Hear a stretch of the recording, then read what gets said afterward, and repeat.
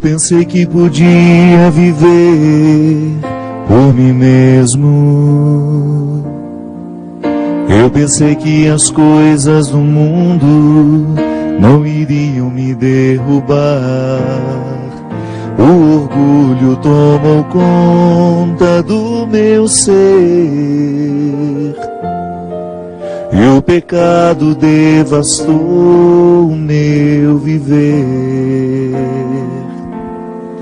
Fui embora, disse ao Pai: dá-me o que é meu, da minha parte que me cabe da herança. Fui pro mundo, gastei tudo, me restou só o pecado.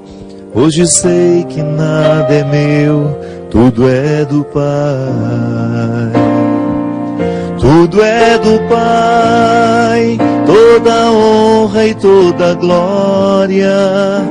É dele a vitória alcançada em minha vida. Tudo é do Pai, se sou fraco e pecador, bem mais forte é o meu Senhor, que me cura por amor. Tudo é do Pai, toda honra e toda glória. É dele a vitória alcançada em minha vida. Tudo é do Pai, se sou fraco e pecador, bem mais forte é o meu Senhor, que me cura por amor. Eu pensei que podia viver por mim mesmo. Eu pensei que as coisas do mundo não iriam me derrubar. O orgulho tomou conta do meu ser e o pecado devastou o meu viver. Fui embora, disse ao Pai: dá-me o que é meu, da minha parte que me cabe da herança. Fui pro mundo, gastei tudo, me restou só o pecado. Hoje sei que nada é meu, tudo é do Pai. Tudo é do Pai, toda honra e toda glória. É dele a vitória alcançada em minha vida. Tudo é do Pai, se sou fraco e pecador, bem mais forte é o meu Senhor, que me cura por amor. Muito boa noite, nós estamos começando mais um programa Direção Espiritual, hoje aqui, direto de Belo Horizonte, minha capital mineira, visitando as instalações da Canção Nova e sendo muito bem recebido aqui, hoje também assessorado pelo querido Wagner, que se dispôs a estar comigo hoje, no programa. Obrigado, Wagner, que Deus te abençoe, meu amigo. Você que nos acompanha em casa hoje, começando com essa música que tantas vezes nós já ouvimos, na verdade, inspirada neste relato do Evangelho de Lucas, capítulo 15, versículo 11 em diante. Jesus está neste momento fazendo um discurso para aqueles que o ouviam a respeito da misericórdia de Deus. E a misericórdia divina é um contexto tão profundo que Jesus não contou uma história só. Ele fala de maneira muito simples para que as pessoas pudessem entender como é que nós podemos nos aproximar do coração de Jesus. Aqui no caso ele está mostrando o coração do Pai, né? A teologia nos diz que Jesus é a hermenêutica do Pai. Palavra bonita, né? A hermenêutica é a ciência da interpretação. Uma palavra que a gente escuta pouco, fala pouco, mas que significa muito na nossa vida. Toda vez que você está lendo um texto e tentando interpretar o que aquele texto está lhe dizendo, isso nós fazemos toda hora, né? Ou então quando você está assistindo um programa de televisão e está interpretando o que aquela pessoa está lhe dizendo, ou até mesmo quando você está conversando com alguém, ela está lhe contando uma história, e você está passando aquela história pelo crivo, pelo filtro do seu entendimento, você está fazendo uma experiência hermenêutica. Hermes, aquele deus grego, essa palavra vem da mitologia grega. É aquele que contou, interpretou os segredos dos deuses e contou aos homens. A hermenêutica é a ciência da interpretação. É a oportunidade que nós temos de compreender um texto a partir de regras estabelecidas pela própria razão, pela própria inteligência. A gente entende um texto pelo contexto. Toda vez que eu pego um texto, eu preciso ver em que situação que ele está situado. Você também, quando vai escutar uma pessoa lhe dizendo, a primeira coisa que você quer saber é que ela ambiente a história, né? Onde foi que aconteceu? Com quem você estava? Isso é hermenêutica. Então é uma palavra bonita e difícil, que na verdade você usa no seu dia a dia sem saber que está usando. Você é hermenêutico, porque você precisa interpretar os fatos, você precisa interpretar uma notícia que você viu. Então, por isso a teologia nos diz que Jesus é a hermenêutica do Pai. É a interpretação definitiva, plena, que Deus poderia fazer de si mesmo através de seu Filho. Melhor, que Ele poderia entregar a nós, para que nós pudéssemos interpretar quem Ele é, a partir daquele que se revela em Jesus. Jesus humanamente, vivendo como Ele viveu, falando o que Ele falava, Ele nos deu acesso ao céu. Ele nos deu acesso ao pleno conhecimento do Pai. Então não há equívocos. Se você quiser conhecer o coração do Pai, você terá que ler os Evangelhos. Você terá que ter um contato direto com Jesus, através dessa palavra inspirada, que nós acreditamos ser sagrada. E é aqui, neste contexto em que ele está falando da misericórdia do Pai, que ele conta a história do filho pródigo, que inspirou o Fred e o Márcio para fazerem essa música, Tudo é do Pai. Ele diz: um homem tinha 2 filhos. O filho mais novo disse ao pai: Pai, dá-me a parte da herança que me cabe. E o pai dividiu os bens entre eles. Poucos dias depois, o filho mais novo juntou o que era seu e partiu para um lugar distante. E ali esbanjou tudo numa vida desenfreada. Quando tinha esbanjado tudo que possuía, chegou uma grande fome àquela região e ele começou a passar necessidade. Então, foi pedir trabalho a um homem do lugar que o mandou para o seu sítio cuidar dos porcos. Ele queria matar a fome com a comida que os porcos comiam, mas nem isto eles lhe davam. Então, o filho caiu em si e disse: quantos empregados do meu pai têm pão com fartura, e eu aqui, morrendo de fome? Vou voltar para o meu pai e dizer-lhe: Pai, pequei contra Deus, pequei contra ti, e já não mereço ser chamado teu filho. Trata-me como a um dos teus empregados. Então ele partiu e voltou para seu pai. Quando ainda estava longe, seu pai o avistou e foi tomado de compaixão. Correu-lhe ao encontro, abraçou-o, cobriu-lhe de beijos. O filho então lhe disse: Pai, pequei contra Deus e contra ti. Já não mereço ser chamado de teu filho.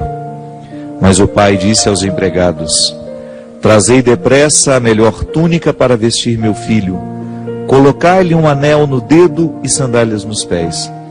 Trazei um novilho gordo e matai-o para comermos e festejarmos, pois este meu filho estava morto e tornou a viver. Estava perdido e foi encontrado. E começaram a festa. Veja bem, Esse evangelho que tantas vezes nós já ouvimos, foi uma maneira, essa parábola, Jesus gostava de falar de maneira que as pessoas pudessem entender. Ele contava histórias. Essa história está a serviço desta teologia que Jesus já tem dentro do coração dele como essa missão, essa vocação inerente a ele, e que depois se torna nossa também, né? Porque isso é muito interessante. A nossa vocação cristã nos coloca em íntima comunhão com o coração de Jesus, para que a gente anuncie o mesmo que ele anunciou. O que ele pretende com essa história? Convencer as pessoas que o ouviam de que Deus Pai é misericordioso. É fácil a gente entender. Jesus estava numa época, num contexto religioso, onde as pessoas não podiam nem pronunciar o nome de Deus. Tamanha a distância que aquele contexto religioso fazia questão de estabelecer entre Deus e os homens. O templo de Jerusalém, o lugar onde os grandes cultos aconteciam, ali havia um lugar, o Santo dos Santos, que somente o sumo sacerdote podia entrar uma vez por ano. O acesso a Deus era muito restrito, muito poucos podiam ter esse acesso. Jesus quer democratizar esse acesso. A sua missão é justamente colocar o povo no colo de Deus, é retirar as distâncias, é retirar todo e qualquer obstáculo que pudesse impedir que um ser humano fizesse a experiência de Deus. Ali, naquele momento, ele constrói uma história bonita a partir de um pai, de um filho, de uma história que todos nós conseguimos entender. É fácil, né? Você é pai, você é filho. Em alguma parte dessa história você consegue entender, você consegue estar. Naquele tempo, minha gente, só para a gente compreender um pouco melhor, pedir a herança ao pai é a mesma coisa que dizer que ele está morto a partir daquele momento. Porque a herança só era dividida depois da morte do pai.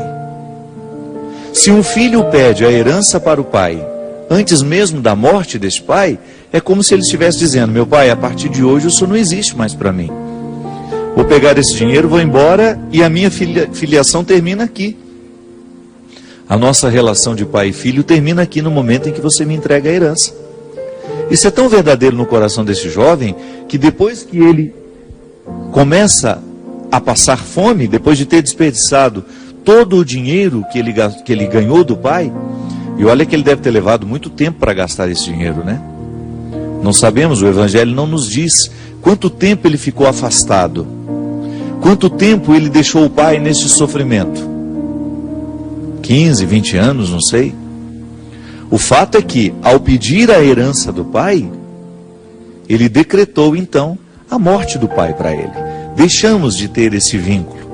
Foi embora, viveu uma vida cheia de aventuras, gastou dinheiro, até o momento em que ele, desprovido do dinheiro, desprovido da herança material, ele caiu em si. Você já deve ter experimentado isso, né? Às vezes a gente comete erros que levam anos e a gente se adapta ao erro. A gente já não consegue mais perceber que está errado. Mas parece que chega um momento da vida em que a gente cai em si. É como se retirasse uma cortina que até então antes nos impedia de ter o conhecimento da verdade, ou até mesmo ter a percepção do erro que a gente está cometendo. Isso é muito comum. Eu vejo em mim, é provável que você veja isso em você. Nós erramos e não percebemos que erramos porque ficamos adaptados ao erro. O erro cria um aconchego, mas a própria vida se encarrega de nos mostrar que estamos errados. Santo Agostinho nos dizia que é a própria ação de Deus em nós, que para um ser humano reconhecer-se errado, ele já tem que estar sob o influxo da graça. É assim mesmo. De repente a gente toma consciência de que está tratando mal o outro, de repente a gente toma consciência de que fez uma escolha infeliz, aí a gente tenta corrigir e nem sempre a gente tem a oportunidade de corrigir. Esse menino aqui, por exemplo, sei lá, 15, 20 anos depois de não ter mais o dinheiro do pai, porque havia gastado tudo, ele identifica que ele não estava no lugar certo, que ele havia feito tudo errado. E ele quer corrigir isso, porque a miséria é tanta que nem mesmo o alimento dos porcos ele pode comer.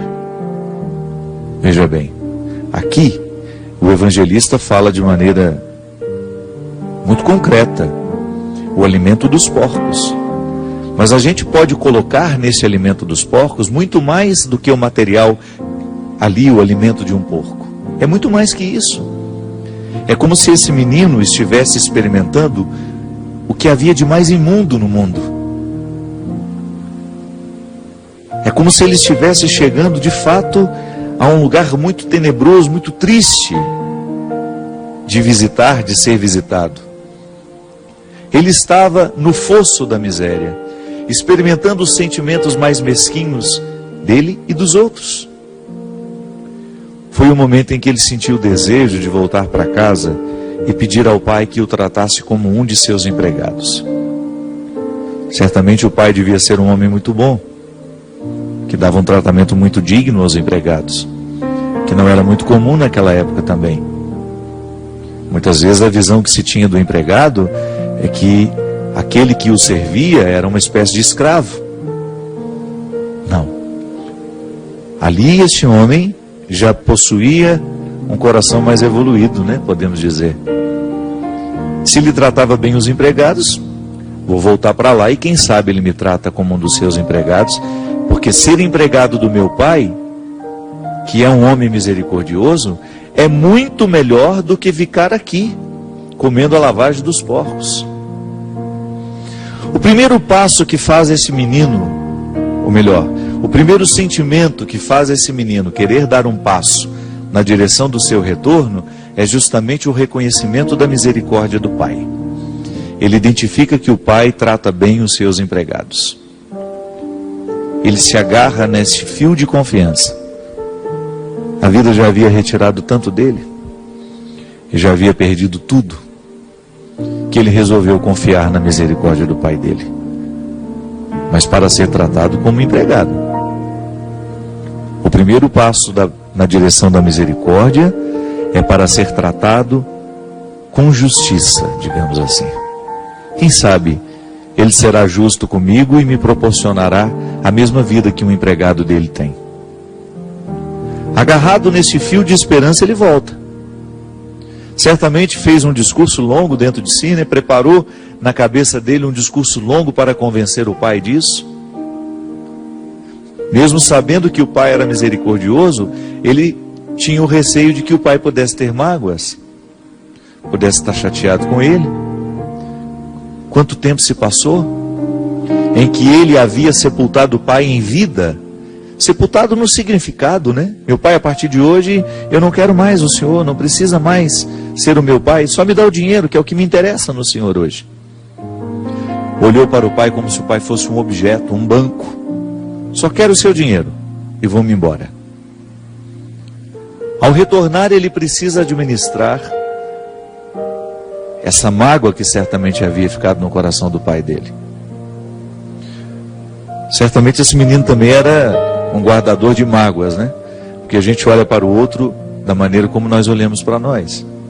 Se eu guardo mágoas, eu tenho sempre a impressão de que o outro também guardou mágoas de mim. E quando ele, naquela estrada de volta para casa, já um caminho que ele conhecia, percebe que o pai está à porta, numa atitude de espera.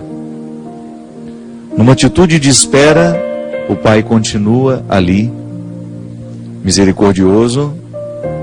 Então ele vai na direção do pai, pronto para fazer o discurso, pronto para contar a ele todas as suas desculpas e solicitar um emprego naquela casa que até então ele era filho.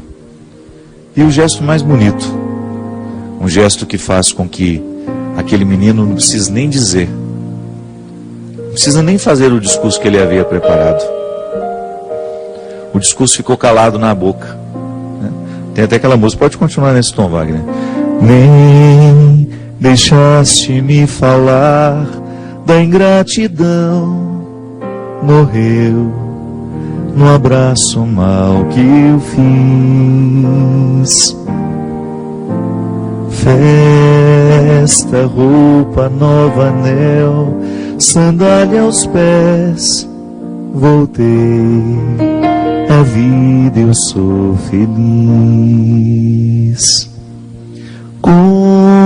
Confiei no teu amor e voltei. Sim, aqui é o meu lugar. Eu gastei teus bens, ó Pai, e te dou este pranto em minhas mãos. A palavra nos diz que o pai olhou para o menino dele com compaixão. O que é compaixão? É sentir a paixão do outro. É sentir com o outro aquilo que pertence ao outro. É a gente colocar o coração na mesma sintonia que o outro. O conceito de compaixão é riquíssimo dentro do cristianismo, porque não é uma indiferença com o sofrimento do outro, e nem é uma ajuda aparente. Não. A compaixão não significa oferecer ao outro apenas gestos. Ah, então tá bom, você precisa de pão, você está com fome, eu te ofereço pão. Não.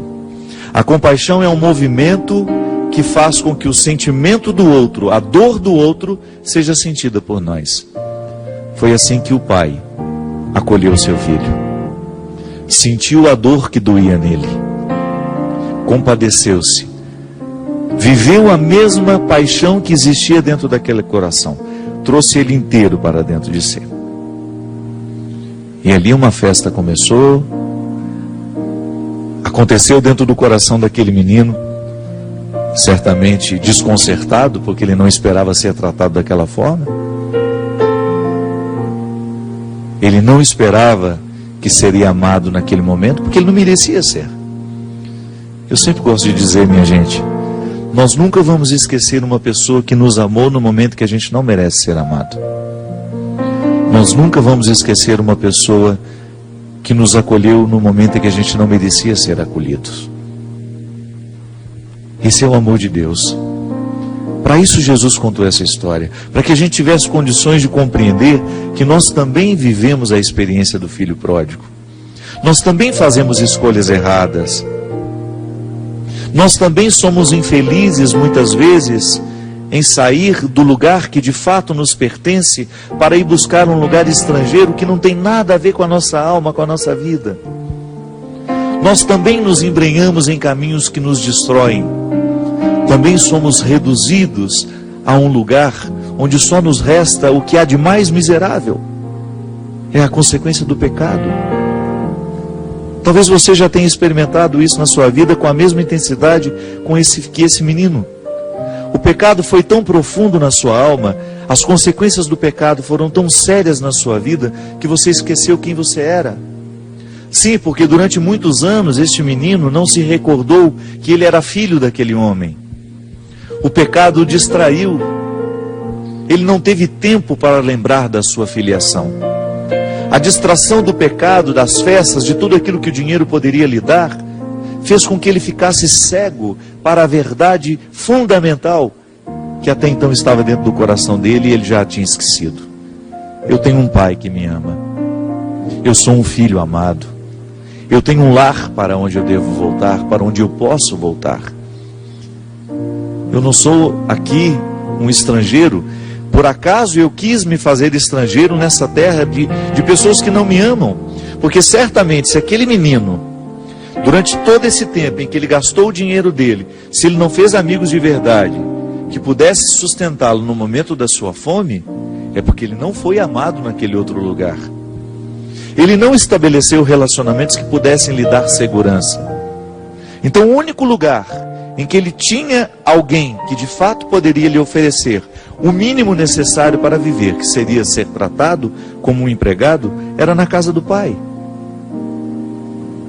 Nós vivemos a mesma história o tempo todo. Quantas vezes nós trocamos pessoas que nos amam de verdade por pessoas que querem apenas aproveitar daquilo que a gente tem, do dinheiro que a gente tem, ou da alegria, do prazer que a gente pode proporcionar. Nós pecamos terrivelmente contra a nossa identidade. Pecamos e desperdiçamos uma oportunidade de ser feliz de verdade, de ter uma realização humana, de estabelecer para nós uma vida que vale a pena ser vivida. Agora, o bonito dessa história, e que Jesus faz questão de que todos aqueles que estão ao redor aprendam, é que nunca é tarde para a gente voltar, corrigir aquilo que a gente errou. Nunca é tarde para a gente ter a oportunidade de desfazer os nós dos equívocos e restabelecer os laços, os vínculos que nos dão a segurança do nosso lugar.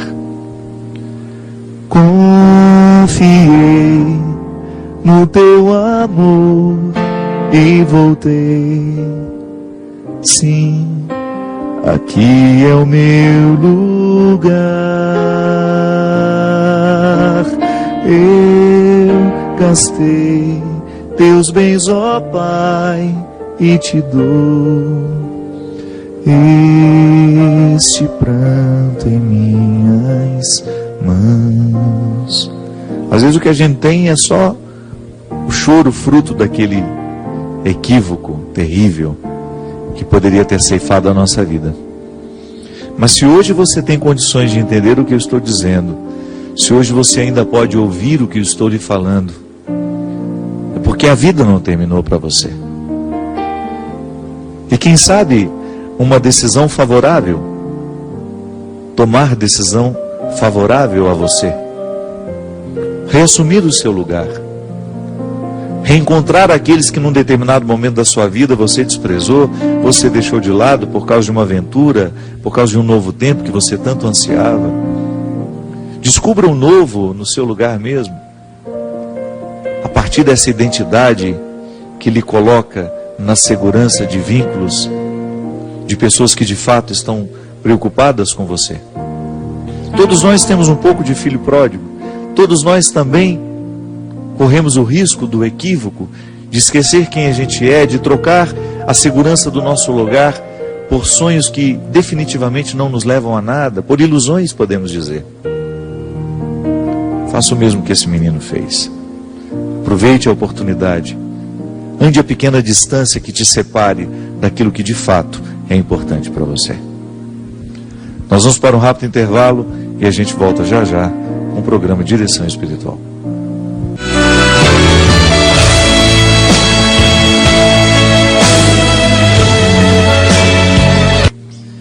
A gente estava falando aqui nessa primeira parte do programa que nós precisamos ter a sensibilidade ou até mesmo a honestidade de perceber o que é que a gente escolhe na vida, né?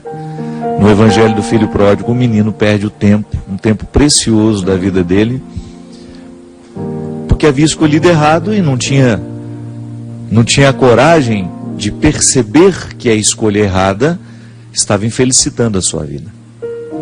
Ele havia se acomodado dentro de um erro, e somente depois, quando ele viveu aquela extrema miséria, é que o coração dele se acendeu, recordou que ele tinha um pai, que ele tinha uma família, que ele tinha um lugar para voltar. É sempre muito interessante quando nós tomamos consciência do erro que estamos cometendo e a coragem que a gente tem de dar um passo na direção da mudança. Vamos atender aqui as pessoas que nos escrevem, são muitas, graças a Deus. A gente tem a oportunidade de ver por onde a gente vai, os frutos do programa Direção Espiritual, e toda vez que você partilha a sua vida, a gente tem a oportunidade de falar a muitos corações que estão vivendo a mesma dor, o mesmo conflito que você vive. Padre Fábio, eu tenho 24 anos, vivo em uma família muito religiosa, diariamente participo da igreja, rezo muito, tenho fé, mas tenho um problema que antes não me afetava tanto quanto agora. Sou um desastre quando o assunto é relacionamentos. Todos os meus relacionamentos até hoje, padre, foram rasos, e eu sempre saio muito ferida deles. Sou muito intensa e sofro muito por isso. Meu último início de relacionamento, eu me apeguei muito ao rapaz, muito mais do que ele a mim. E isso está me doendo muito agora. Terminamos de uma forma muito conturbada e ouvi dele muitas ofensas que me machucaram muito. Mas por falta de amor próprio, eu não consigo seguir em frente e sigo esperando que ele me procure, acompanhado de um pedido de desculpas. O seu aniversário se aproxima e eu nem sei se devo parabenizá-lo ou não. Padre, gostaria muito de um conselho seu, uma direção espiritual, porque meu coração já está cansado e só de pensar em conhecer outra pessoa, começar tudo de novo desde o início, já me desanima. Desde o início. Desculpa, o que devo fazer? Ela não coloca o nome, não quer ser, melhor, coloca, mas não quer ser identificada. Minha filha, você tocou numa questão aqui fundamental. Toda vez que nós estabelecemos um relacionamento com o outro, a gente precisa ter consciência de que a relação com o outro só é boa a partir do momento em que a relação que a gente tem com a gente já está suficientemente estabelecida. É o conceito de pessoa que a gente trabalha no livro Quem Me Roubou de Mim, que eu escrevi justamente sobre essas questões de relacionamento de pessoas que sofrem muito. O conceito de pessoa inspirado pela antropologia cristã, judaico-cristã, nos diz que a pessoa é aquela que tem a posse de si. Em outras palavras mais simples, né? É aquela que se possui, que é dona de si. É aquela que já conseguiu conhecer-se o suficiente, já tomou posse de si. E porque tomou posse de si, pode se dispor ao outro, pode se oferecer ao outro. O grande problema é que nós estabelecemos relacionamentos sem antes ter feito esse dever de casa. E na posse de si, a gente precisa viver a experiência do amor próprio. Quem não se ama vai ter muita dificuldade de sentir-se amada pelo outro, ou então até mesmo de amar. Você está dizendo aqui que você é intensa demais. Pode ser que essa sua intensidade seja fruto dessa falta de posse de si mesma, que é uma expressão de imaturidade. Tá certo? Todo mundo tem o direito de ser intenso, mas a intensidade não pode atropelar o processo, né? Eu não posso atropelar o meu processo no relacionamento, no conhecimento de uma pessoa. Tem que ir devagar. Você não sabe quem o outro é. Você terá de passar pelo processo normativo.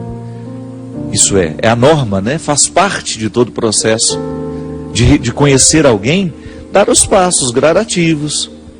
A intensidade já pode ser expressão de uma imaturidade que você alimenta. Precisa ter muito cuidado quando você vai estabelecer um relacionamento com o outro, colocando a sua intimidade, a intimidade do seu coração, colocando seus sentimentos. Então às vezes não dá certo por isso. Eu ainda não amadureci o suficiente para poder oferecer-me ao outro. Você tem 24 anos, você é muito jovem ainda, e é provável que você vá aprendendo com o tempo. Agora veja bem, esse sofrimento que você passa ao outro, hoje, já que você identificou que ele aconteceu da mesma forma nos outros relacionamentos, significa que pode ser que o erro esteja justamente na maneira como você administra esses relacionamentos. Nós não podemos ficar repetindo conscientemente os mesmos erros. Tenha coragem de colocar para você, de identificar como é que você erra ao estabelecer o relacionamento com o outro. Onde é que você peca, poderíamos dizer, né? Não no sentido de pecado que precisa ser confessado ao padre, não. Mas aquele pecado que você peca contra você mesmo. Você abre mão demais do seu mundo para ter o outro na sua vida? Que às vezes é assim. O namoro começa e você imediatamente abre mão do seu mundo porque você quer agradar o outro. Você abre mão das realidades que você tem, daquelas que já faziam parte de você. Às vezes existem relacionamentos em que os cônjuges exigem até que o outro deixe os seus amigos de lado. Não é possível isso.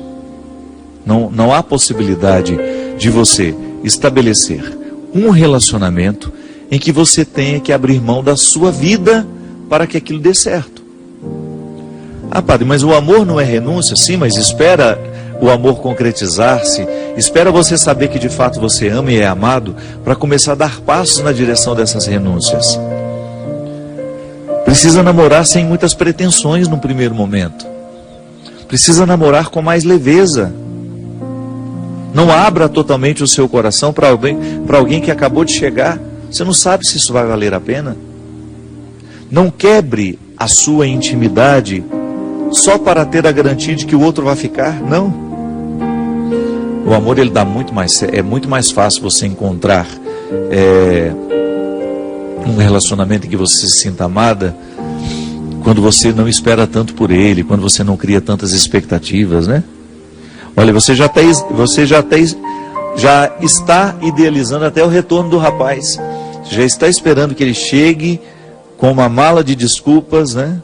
Para poder recomeçar com você. Isso aqui já é expectativa que você não tem o direito de alimentar. E outra, namoro. O namoro, ele é um ensaio do casamento. Quando você namora, você fica vendo aquilo que pode dar certo e aquilo que não, e aquilo que tem tudo para dar errado. Por isso que ele precisa ter a liberdade de terminar, né? Mas é isso aí, minha filha, faça um investimento em você. Leia esse livro aqui, eu acho que vai te ajudar. Se você não tiver tido a oportunidade de conhecer esse livro, Quem Me Roubou de Mim, é uma leitura que eu acho que pode ser positiva para todo mundo que passa a dificuldade de amar demais ou de amar de menos e de não ser capaz de estabelecer vínculos duradouros. Aliás, essa é uma característica dos nossos dias, né? Impressionante como os vínculos são cada vez mais transitórios. Nós temos dificuldade de fazer com que um relacionamento quebre aquela primeira barreira da superficialidade, que ele fique fecundo. E não é só namoro, não. Até um relacionamento de amizade passa por esse risco. Como é difícil a gente alimentar uma amizade profunda. Por quê? Primeiro porque os ambientes que a gente frequenta nem sempre nos proporcionam uma conversa que nos faz ficar amigos. É sempre tudo muito conturbado, sempre todo mundo muito distraído com os celulares e todo mundo, cada um estabelecendo conversas paralelas. Você está conversando com uma pessoa, ela está ali digitando coisas no celular dela e prestando atenção em você ao mesmo tempo. Então nós somos muito superficiais, estamos vivendo de maneira muito superficiais. É natural que os nossos relacionamentos também entrem pela mesma perspectiva, né? Não é possível a gente criar vínculos fecundos com tanta superficialidade. É uma mudança de vida mesmo. Passa pelo conceito de conversão. Interessante, né? A conversão que Jesus nos propõe é justamente a gente ir cada vez mais tomando posse do nosso coração. É um movimento de profundidade, veja bem. É um movimento que faz com que a gente tenha uma busca interior que nunca vai terminar. A superficialidade tem fim, a profundidade não. Quando você opta por viver uma busca de amadurecimento, por exemplo, como essa menina aqui, por que os meus relacionamentos não dão certo? É preciso investigar-se. Não dá para ir fazendo esse rolo compressor apenas dando a desculpa para si mesmo e para os outros. Ah, eu tenho dificuldade de amar e ser amada. Eu tenho dificuldade de ser fiel. A pessoa nunca toca de fato o cerne das questões. Porque ninguém é assim por acaso. Algum motivo ali precisa ser descoberto, ser investigado, para que a gente tenha condições de mexer nele. Aristóteles, um filósofo clássico, dizia que a vida só vale a pena ser vivida à medida em que ela é refletida. Aquele que não reflete a vida que vive, aquele que não reflete a experiência pessoal, diária, nós podemos chamar até isso de exame de consciência, né? Faz uma leitura cristã disso. O que é o exame de consciência? Aquela oportunidade que a gente tem de voltar os olhos para o nosso jeito de viver, para a vida que nós estamos escolhendo, e aí você ter coragem de ser o seu juiz, de ter coragem de fazer uma interpretação se está sendo justo ou não aquilo que você estabelece para você. Qual é o papel do juiz? A jurisdição é justamente olhar para a realidade, para as partes que compõem aquela realidade e identificar se é justa ou não aquela relação que as partes estão estabelecendo. Eu preciso fazer isso todo dia comigo, você também. Olhar para as escolhas que você faz na sua vida, para o tratamento que você se oferece e saber se você está sendo justo. Muitas vezes nós não chegamos à resposta que essa menina aqui precisa chegar. Por que que meus relacionamentos estão tão vazios? Por que que mesmo ela sendo uma pessoa boa, uma pessoa religiosa, por que que apesar de todos esses valores que ela tem, que ela enumera aqui no início, tem uma boa família, pratica uma religião de maneira saudável, é estudiosa, por que que com ela alguma coisa está dando errado? Talvez falte estabelecer esse juízo, investigar-se com mais propriedade. E quando o assunto é relacionamento, gente, a primeira coisa que nós precisamos colocar no tribunal é o tanto que a gente se ama. Não podemos negligenciar o amor que a gente se oferece. Que boicote é esse? É um auto-boicote, né? A pessoa se boicota o tempo todo. Porque ela, ao invés de oferecer a ela o amor necessário, isso é, o cuidado, porque como é que o amor próprio se expressa na vida de uma pessoa? Através do cuidado. Do cuidado que eu tenho comigo, com o meu corpo, com a minha saúde, o cuidado que eu tenho com a minha alma, com o meu espírito, aquilo que eu me ofereço diariamente, o livro que eu leio, a música que eu escuto, os lugares que eu frequento, os amigos que eu deixo ter uma autoridade sobre mim. Tudo isso é expressão do amor próprio. Quem não se ama, não passa no filtro aquilo que se oferece. É igual aqui em Minas, naquele coador antigo, né, que a gente passava o café. O coador que era?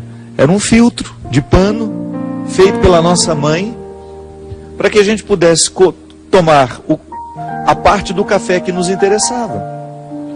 Porque vai jogar o pó dentro do café para você ver, para ver se você consegue tomar. Não dá. É preciso ter o filtro de pano, que a gente chama de coador, para que a gente fique com a parte boa do café. Muitas vezes nós não usamos este filtro para perceber o que a gente se oferece. A gente vai causando uma intoxicação da alma, uma intoxicação da mente, uma intoxicação de tudo aquilo que nos gera.